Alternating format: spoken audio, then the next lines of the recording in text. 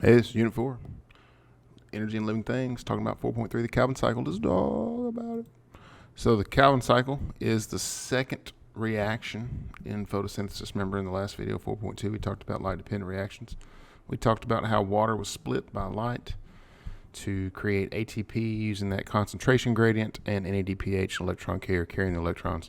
ATP and NADPH are headed to the Calvin cycle to do some magic. O2 was given off by this process in order to just be a byproduct. Plants will probably use the O2. We will definitely use it. We are thankful for our allies, the plants. So here's a smaller picture, not smaller, same, I don't know what size it is, but it's kind of a more detailed picture, I guess. So on the right, you see the thylakoids, you see water going in, O2 going out, light going in, and you see NADPH and ATP also going out. I'm looking at it on this screen, which is a little bigger. And you can see the Calvin cycle also happening there, and that ATP and NADPH going into the Calvin cycle. That is important because those two molecules represent the sun's energy, right? That is the work of the light-dependent reaction to convert the sunlight into something the plant can use, which is chemical energy. And that chemical energy is going to be essential for taking that CO2 and making sugar out of it, which is called the Calvin cycle, which has a special name. It's called carbon fixation. Carbon fixation is taking unusable carbon, which is CO2, changing it into an organic molecule, glucose, that the plant can use, that we can use, and that all life on Earth can use. Glucose is universal in its use, and so plants can take that unusable CO2, or at least unusable as far as we're concerned. Another way you could say it is inorganic carbon. It's a little bit much for this class, but if you want to say that, you can. Inorganic carbon, and take it and make it into something that is useful. That is carbon fixation. We're going to have another time where we talk about another kind of fixation. It's the same process, or the same principle, taking unusable something, making it usable. So let's talk about this. So you can see those three CO2. Three is important, so keep that in mind. How many carbons does a glucose have? It has 6, right? C6H12O6. Keep that in mind also.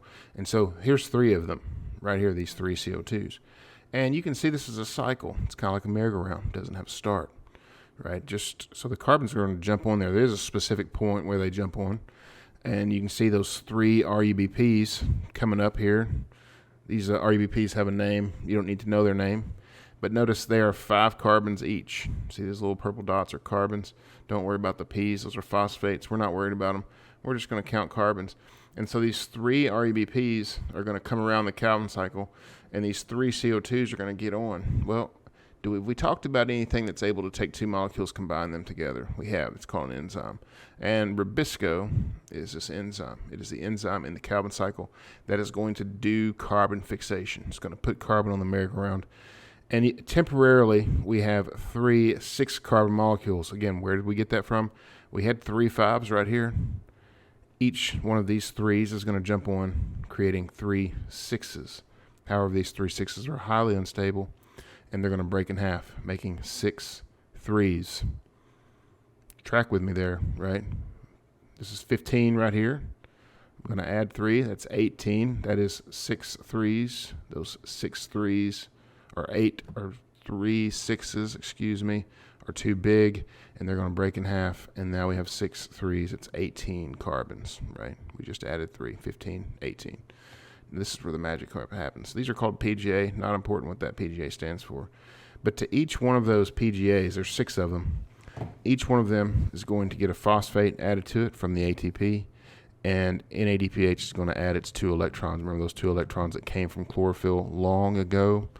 And we don't need to know the chemistry behind that in this class. We're just going to keep things very simple. But you can say that when this phosphate from ATP is added, turns into ADP. Where's ADP going? Back to the light-dependent reaction, right? There it goes. Goodbye. Go back. Do your job. And NADPH is going to drop off its 2 electrons, turns back to NADP+. Where's it going? Back to the light-dependent reaction. See ya. Go back. Do your job. Okay, and so now we have these new things called G3Ps. Right, we have new ones. We have 6 of them. And these G3Ps represent the sun's energy, right? Well, one of them is going to jump off the merry-go-round. Why just one? Well, it has 3 carbons, right? Remember these 3 carbons that got on? These CO2s? They've now been converted into something called G3P, which is useful. G3P is a 3-carbon molecule. It takes 2 of them. It has to happen twice in order to make a glucose because, right, glucose has 6, and so 2 G3Ps combined together make a glucose. You don't need to know that reaction. You just need to know that it takes 2 of them to make a glucose. So you could say, according to this picture, Calvin cycle is going to go through twice, and then after those 2 times, you're going to have a glucose. Those leftover 5 3-carbon molecules are going to get recycled. That's what this is called, but we don't need to know that, or regenerated, and they're going to get changed up back into RUBPs, and the whole thing's going to start over again. So this is carbon fixation. These 3 CO2s, big picture here. These 3 CO2s are converted into glucose using the energy of the sun in the form of ATP and NADPH. There you go. Moving on. There are 4 things we're going to talk about concerning the rate of photosynthesis, and each one has a graph associated with it. 3 of them have a graph associated with it. The other one really doesn't. And this is temperature. Temperature can affect the rate of photosynthesis. If it's warmer, rate's going to go up, right? Those molecules are bouncing around each other a little bit faster. It's going to cause things to bump into each other more frequently, and the reaction is going to happen faster. However, there's a place where that will top off, right? Heat is good for photosynthesis unless it's like fire and it's breaking everything. And so you see it on this graph, right? Rate is going up, up, up. Where's my cursor? There it is. Rate is going up, up, up, up, up, up, up, and then everything starts to break, just falls off completely.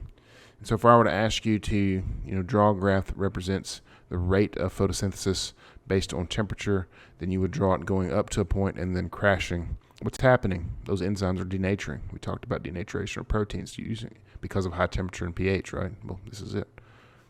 Moving on. Rate of photosynthesis with water and CO2. Water's easy. We don't have a graph for it. If there's not water, photosynthesis can't happen.